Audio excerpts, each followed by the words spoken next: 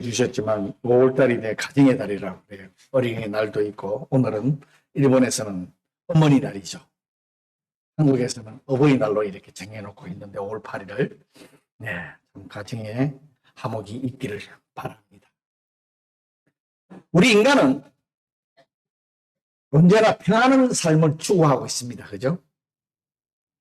아무런 굴곡도 없고 좀 평탄하고 안정된 삶을 추구하지요.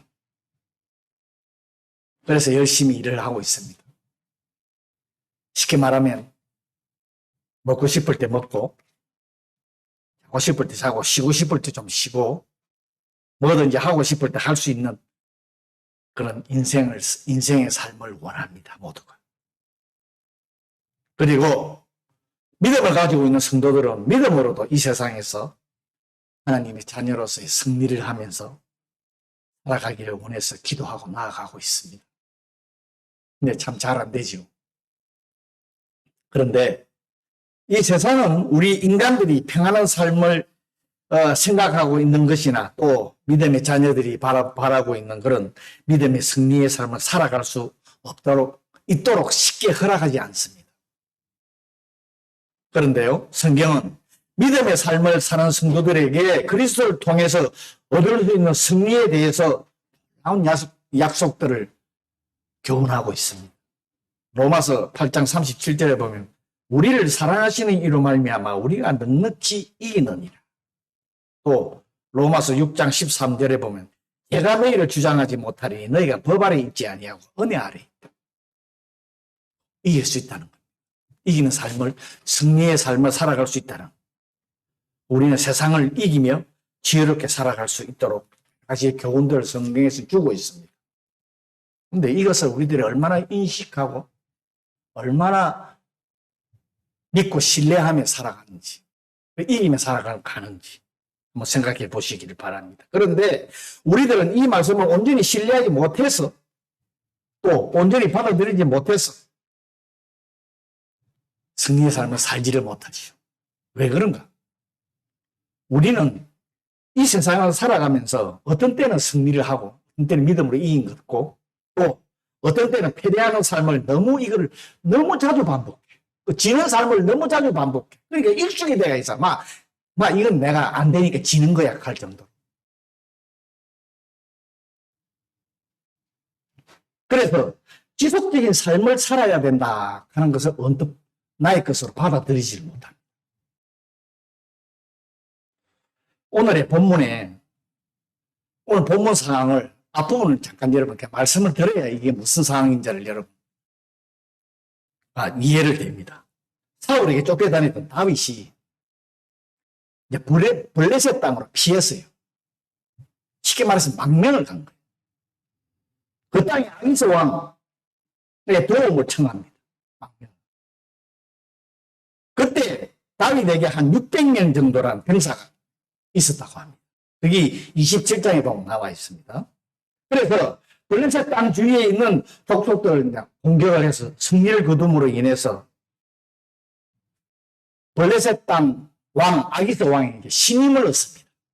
그 나라 이스라엘 사람이 블레셋 땅으로 나라로 가가지고 망명을 해가지고 거기서 아기스 왕에게 쉽게 말하면 아부를 떨면서 그 다음에 그 주위의 나라들과 막 전쟁을 해서 막 이기고 이러니까 그 블레셋 왕 아기스에게 신임을 좀 얻었습니다. 그런데 블레셋이 이스라엘과 싸움을 하게 됩니다. 전쟁을 하게 됩니다. 그래서 블레셋의 아기스 왕이 자기 군대와 다윗에게 같이 싸워달라고 요청을 합니다. 부탁을 합니다. 다윗에게. 그래서 다윗이 또 흔쾌히 허락을 해가지고 200이라는 곳에 집결을 합니다. 이스라엘과 싸움을 하려. 그런데 그때 블레셋의 방백들이 다윗이 자기들과 같이 이스라엘 군대와 싸우는 것을 거절을 합니다. 강력하게 거절을 합니다. 반대를 합니다. 왜? 그 이유가 지금 다윗은 블레셋 편에 망명을 했다고 그러지만은 이스라엘하고 전쟁을 하는데 다윗이 이스라엘 사람 아니에요. 근데 이스라엘 사람이 자기네 블레셋 편으로 해서 이스라엘과 싸운다 하는 게 이게 말이 안 된다는 거예요. 그래서 잘못하다가는 다윗이 도로 마음이 바뀌어가지고 자기들을 공격할 수 있기 때문에 참여시켜서는 안 된다고 강력히 거절을 해서 아기스 왕이 근데 그럼 너희들 있는 숙소로 돌아가라 돌려보냈습니다. 처음에 읽었던 3일 만에 돌아왔다 하는 게 그것입니다. 그런데 다윗이 자기 진영으로 돌아와 보니 자기 군대가 없는 동안에 그 옆에 또 다른 아멜렉 사람들이 군대가 쳐들어와가지고 자기네 있는 자녀들, 아내들, 가족 침략을 당해 재물 전부 다 죽이지는 않고 다 끌고 가가지고 불까지 질려가지고 있는 상황을 눈으로 목격하게 되는 그 장면이 지금 앞부분이. 그래서 보면 6절에 보면은 다윗을 따라 전쟁에 나갔던 백성들이 자녀들 때문에 다 자기 자녀들하고 와이프들이 다 끌려가고 있는 거 슬퍼가지고 다윗을 돌로 차서 죽이려고 그럽니다. 다윗은 지금 이때까지는 무엇이든지 행동으로 직접 바로 옮기는 사람이에요. 아무 생각 없이 무엇이 이걸 해야 되나 그러면 그 자리에서 바로 행동으로 옮기는 그런 행동의 사람이었어요. 그런데 지금부터 행동하기 전에 먼저 기도로 대응하는 방법을 배우기 시작하는 사람으로 바뀌는 겁니다. 어려움을 당하게 되었을 때 다윗은 그의 하나님을 보면 6절 후반부에 보면 그의 하나님 여호와를 힘입고 용기를 얻었다라고 6절 후반부에 기록이 되어 있습니다. 이것을 이제 하나님을 의지하는 것을 배우게 됩니다. 즉 전쟁에 옮기기 전에 어떻게 하면 좋을지 하나님께 물었던 것입니다. 여러분, 우리는 다윗이 이러한 위기를 만나게 된 시점을 한번 생각해 볼 필요가 있습니다. 왜 다윗에게 이런 어려움이 닥쳐왔는가? 이 사건은 블레셋으로 망명하여 비교적 평안한 생활을 할 때입니다. 자기의 삶에, 자기 주위에, 자기 가족에 아무런 위협이 없는 거예요. 이제 삶이 사울의 추격도 이제 없어졌고, 그 다음에 주변 국가들과 전쟁을 해가지고 승리를 하기 때문에 거기서 그 당시에는 승리를 하면 거기 있는 재물들을 다 가지고 오게 돼가 있어요. 그러니까 물질도 좀 있고 먹고 살만하고 그 다음에 아기스 왕의 시인까지 얻었기 때문에 살아가는데 어려움이 없었어요. 그런데 동족끼리 싸움에 휘말릴 뻔했는데 이스라엘 사람이 블레셋 진영에서 이스라엘 사람과 싸운다 하는 게 이게 말이 안 되는 소리잖아요. 그런데 하나님께서 블레셋 방백들을 사용을 하셔가지고 전쟁을 못하게끔 했는데, 근데 이 얼마나 다른 입장에서 보면은 모든 게 순조롭게 너무 잘 돌아가. 자기 동족들하고 싸움을 할 뻔했는데 그것까지도.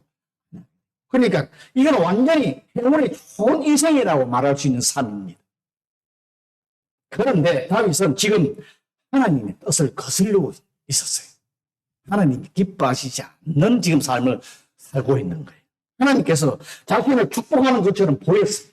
모든 게 다 순조롭게 다 잘 돌아가니까. 다윗은 블레셋에서 거주하는 동안에 속화가 되어 있어요. 세상적인 가치관이 완전히 다른 사람으로 되어 있었어요. 하나님의 백성인지 블레셋 사람인지 구분할 수 없게 되었다. 그래도 하나님은 복하셨습니다. 그런데 바로 그 순간 위기가 찾아옵니다. 그것도 큰 위기입니다. 물론 이 위기는 하나님께서 허락하신 것입니다. 하나님은 다윗이 당신의 뜻을 거스리고 이스라엘 원수 국가인 블레셋으로 망명을 했음에도 불구하고 그를 즉각적으로 징계하시지 않았습니다. 왜?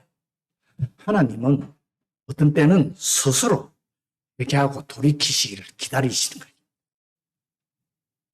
그러나 다윗은 하나님 뜻과는 상관없는 세속적인 삶을 살았습니다. 그래서 하나님은 그때에 그에게 일단 동족과의 전쟁이라는 축전을 이제 방법으로 먼저 경고를 합니다. 거기 동족과의 전쟁은 일어나지 않았지만은 전쟁을 하게끔 한 그 방법으로 1차 경고였습니다. 하나님으로부터. 물론 하나님께서 블레셋 방백들을 통해서 이제 막아주었지만은 여기서 다윗이 하나님의 뜻을 깨닫고 돌이켜야 했습니다. 그러나 다윗은 여기서도 깨닫지 못했습니다.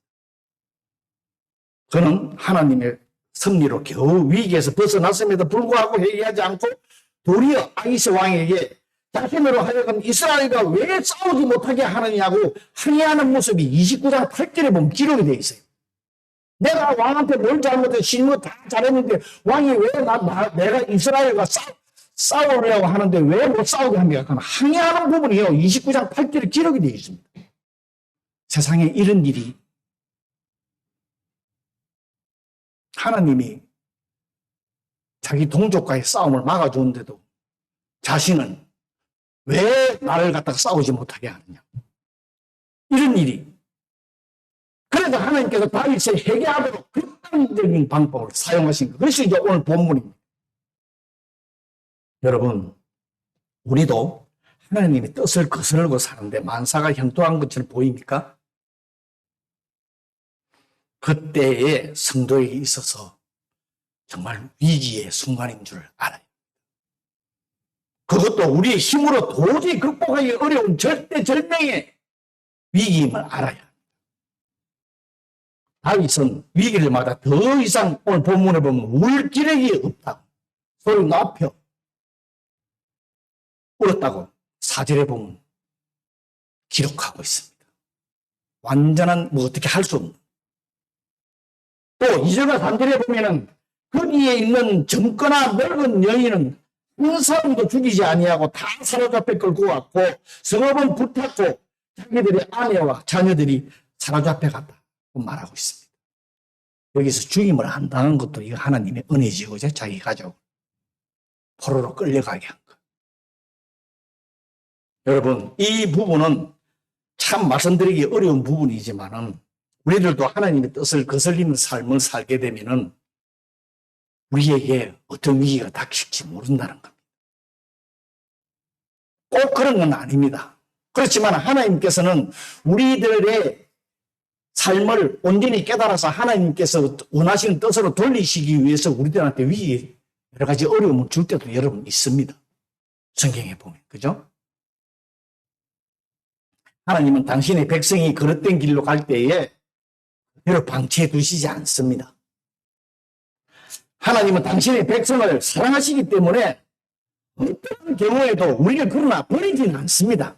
우리를 망하게 하지는 절대 않으십니다. 그렇지만은 어려움을 주신다는 거예요. 그러나 하나님은 자기 백성이 범죄를 하게 되면은 오래 참으십니다. 기다리십니다. 그래서 죄에서 돌아서기를 기다리십니다. 그래도 돌아서지 않으면은 징계를 하여서라도 돌아서게 하신다는 거예요. 여러분, 우리도 자기 자신의 삶이 하나님 보시기에 어떤 삶인지를 자기 자신이 알 수 있는 부분도 있습니다. 내가 정말 잘못하고 있는데 계속해서 잘못 살았냐. 안 그러면 자기가 잘못한 하나님 뜻이 아닌 것을 모르고 사는 사람도 있지요. 하나님의 뜻을 거스리는 삶을 살고 있다면 즉시 얘기하고 또 빨리 돌이켜야 합니다. 그런데 하나님의 뜻을 거스르고 있는데도 모든 일이 잘 풀리는 것 같아서 회개 않고 돌이키지 않으면 하나님이 징계에 임할 수밖에 없지요. 하나님 징계가 임하게 되어 있습니다. 우리는 징계를 당하는 우리들이 돼서는 안 되잖아요. 지혜로운 성도가 되시길 바랍니다. 오늘 본문에서 다윗이 가족들이 거주했던 시글락, 이 아멜렉 사람들에게 당한 것을 보면은 다윗과 병사들이 모두 전쟁에 출전을 하였으므로 시글락은 그 자기 가족들이 있는 데는 완전히 무방비 상태였습니다. 그러니까 아멜렉에게 당한 것이죠. 여러분, 이 상황이 성도를 공격하는 사탄의 전략하고 비슷하다는 거예요. 이 상황이 사탄도 매우 여러분 지혜롭습니다. 사탄을 여러분 우습게 여기면 안 됩니다. 무작정 성도를 공격하거나 유혹하는 것이 절대 아닙니다. 에덴 동산에서 아담 하와를 범죄케 한 사건을 생각해 보십시오. 미묘하게 그 아담에 대한 약점, 하와에 대한 약점을 공격을 합니다. 사람은 사람마다 가지고 있는 약점을 정확히 알고 그것을 공격하여 들어옵니다. 우리는 어느 누구도 할 것 없이 모두 약점을 다 가지고 있어요. 없는 사람이 없어요. 명예에 약한 사람, 돈에 약한 사람, 의지가 약한 사람, 성격이 너무 급해서 화를 쉽게 내는 사람, 그게 바로 저예요. 사람마다 약점이 다 없는 사람이 없어요. 다 있게 되어 있어요. 이 모든 약점을 이 사탄은 이용을 한다. 그 부분을 그냥 이용을 하는 거예요. 그래서 성도는 자신에게 어떤 약점이 있는지, 자신이 어떤 방법으로 범죄할 가능성이 가장 많은지를 깊이 생각을 해야 돼요. 그것을 차츰차츰 보완해 나가야 됩니다.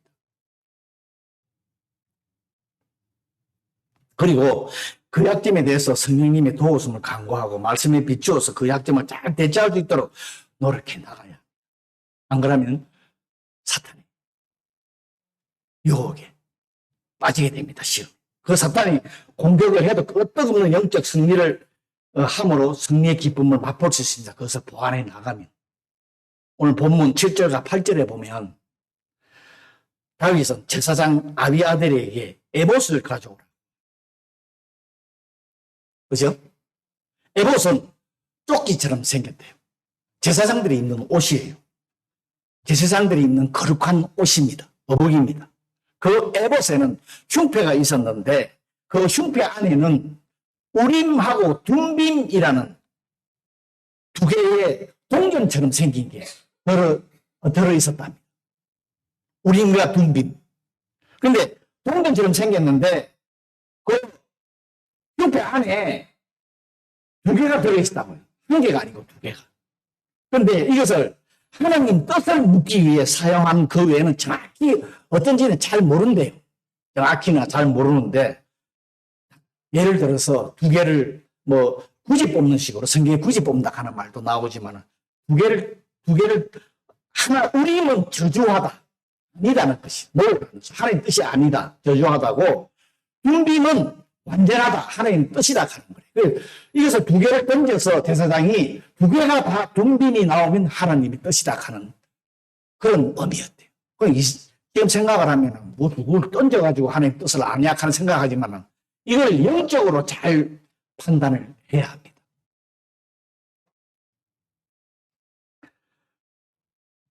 두 개의 동전을 제사장이 던져서 두 개가 둠빔이 나와야 하나님 뜻이 여겼는데 그래서 다윗이 적군을 오늘 본문에 보면 추격하면 따라잡을 수 있을까요? 하는 질문에 오늘 제사장이 두 개를 던져서 이 두 개가 다 둠빔이 나와서 그래 그를 쫓아가라. 내가 반드시 따라잡고 도로 타절이라 하는 오늘 말씀이 기록이 되어 있습니다.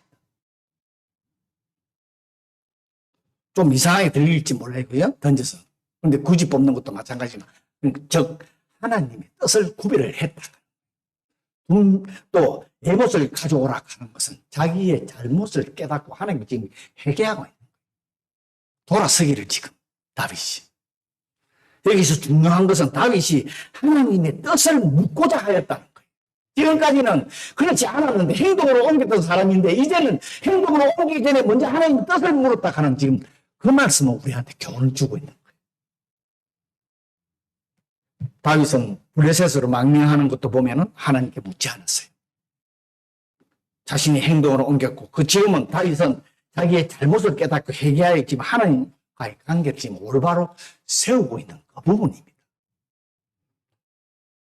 세상적으로 생각을 하면 언제 아멜렉을 먼저 빨리 다른 생각하기 전에 지금 다윗이 만약에 지금까지의 그 세속적이었다면 먼저 빨리 아멜렉을 쫓아가서 가족을 찾아와야 하는데 그것을 하지 않고 먼저 하나님께 묻기로 한 것입니다. 오늘 주는 부분이 교훈이 이겁니다. 이것이 다윗이 달라진 모습입니다. 우리도 이래야 된다는 거죠. 성도에게는 무엇보다도 중요한 것은 먼저 행해야 하는 것이 하나님과의 바른 관계의 회복입니다.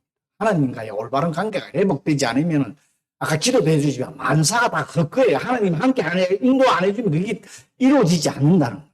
이루어져도 그것이 온전한 것이 아니라 하나님께서 모든 일을 주관하시는 분, 찬양할 때도 나의 창조자시고 나의 구원자시고 목자가 정말 내가 정말 우리 주님이 나한테 그런 창조자, 구원자, 목자 되십니까? 여러분? 그래서 다윗이 그들을 쫓아가서 빼앗겼던 모든 것을 도로 찾고 아내와 자녀들을 도로 찾아오는 승리를 거두게 됩니다. 그게 오늘 지금 뒷절에 안 읽었지만 18절에서 20절에 보면은 30장 기록이 되어 있습니다. 도로 찾아옵니다. 그런데 8절에서 보면 죽에게 여부만을 묻습니다. 다윗이 하나님께 제사장을 통해서 내가 죽액을 해야 됩니까? 하지 말아야 됩니까? 죽액에 대한 것만 지금 보면 성경에 기록되어 있죠. 그런데 그때 하나님이 답변은 죽액이 가능할 뿐만 아니라 가족과 재물을 다 찾아오리라고 이렇게 말씀이 기록되어 있습니다. 즉 하나님은 당신을 의뢰하는 다윗에게 그를 따라잡을 뿐만 아니라 물리치고 승리까지 할 수 있다. 그런 약속을 주신다는 거예요. 여러분, 이것이 우리가 믿고 있는 하나님의 응답 방법입니다. 하나님은 온전히 의뢰하는 사람을, 성도를 우리가 구하는 것보다 더 풍성하게 채워준다는 그 말씀이에요. 그래서 10편 81편에 보면은 내 입을 크게 벌리라. 그 말씀이 있죠. 오늘 본문이 우리에게 주는 교훈은 오직 하나님께만 우리에게 지속적인 승리와 희망을 줄 수 있는 분이라는 거예요. 이분만이, 우리 주님만이 우리들이 이 세상 살아가면서 영적인 삶 속에서 승리를 계속해서 지속할 수 있게 해주는 분이 주님밖에 없다는 거예요. 하나님밖에 없다는 거예요. 그분을 의지하라. 그렇지 않고는 맨날 영적 전쟁에서 져서 이상한 문제들이 생기고 어려움이 생기고 여러 가지 생긴다는 거예요. 지금 그 말씀을 하고 있는 거예요. 여러분은 지금 어디에다 삶의 중심을 두고 계십니까? 어디에다 삶의 중심을 두고 살아가십니까? 하나님께 중심을 두십시오. 이기는 것도 중요하지만은 그보다 더 중요한 것은 지속적인 승리, 온전한 승리를 말해요. 물론 이 승리는 우리가 나중에 천국에 가서야 승리이기도 합니다. 우리들이 이 세상에서 매일매일 싸움과 투쟁을 하나님께 의존하도록 가르치고 있습니다. 인간의 싸움은 결말이 안 납니다. 계속 그 싸움 진행됩니다. 하나님께 맡기고 의지 안 하면 그 싸움이 끝이 안 난다니까요. 그렇잖아요. 그래야 이 세상에서 지속적으로 영적인 승리를 할 수가 있는 것입니다. 여러분, 우리들이 하나님을 더 많이 의존하면 할수록 우리들의 모든 삶의 영역에서 지속적인 승리를 경험하게 됩니다. 우리 모두 나에게 약한 부분, 나와 함께 하시는 성령님께 의뢰하고 의존함으로써 지속적인 영적인 승리를 하며 살아가는 저와 여러분이 되기를 바랍니다. 우리 잠시 나 자신 한번 생각하면서 기도하는 시간 갖도록 원합니다. 내가 영적인 승리를 계속하며 살아갈 수 있도록 모든 걸 하나님께 맡기고 그분께 의뢰하며 살아갈 수 있도록 잘못된 거 있으면 주님 앞에 내어놓고 회개하고 다시 온전한 삶 살아갈 수 있도록 우리 다 같이 기도하기를 바랍니다. 사랑해 주님.